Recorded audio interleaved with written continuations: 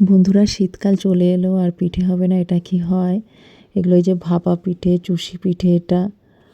আর পাটিসাপটা ছিল, মানে গুড়ের মধ্যে, রসের মধ্যে ভেজানো।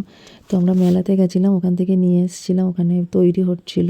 এটা বললো যে বাংলাদেশের, মানে মেকিং যারা বানাচ্ছে তারা বাংলাদেশের। এই যে কত রকম নাম দেখো, চুষি পিঠে, তারপরে গোকুল পিঠে, মালপোয়া।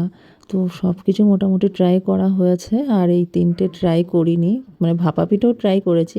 তারপরে ভাবলাম যে বানাচ্ছে, তাহলে এগুলো বানিয়ে দিচ্ছে যখন, এইগুলোই নিয়ে নিই। এই যে ভাজা পুলি পিঠে, কত কিছু, চন্দ্রপুলি। আমি বাড়িতে কিছু কিছু বানাই, এবার এখনও সেইভাবে সময় করে উঠতে পারিনি, অবশ্যই বানাবো বাড়ি। আর ভাপা পিঠে ওই যে এইদিকে বানাচ্ছিল, তাই এই দিক থেকে ওই যে ভাপা পিঠেগুলো নিলাম। এরা যারা বাংলা বানাচ্ছে, এরা নাকি বাইরে বাইরেই এরকম বানায়, এদের বাড়ি বললো বাংলাদেশ। এরা সারা বছরই এদিক ওদিকে ঘুরে বেড়ায় বিভিন্ন কাজের জন্যে।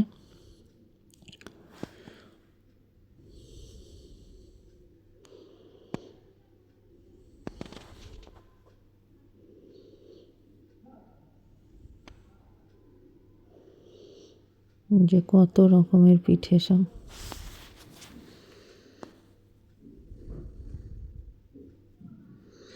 এদিকেও পিঠে বানাচ্ছে, মানে অনেকগুলোই আর কি পিঠের সেন্টার বসেছিল, মানে দোকান আর কি বসেছিল।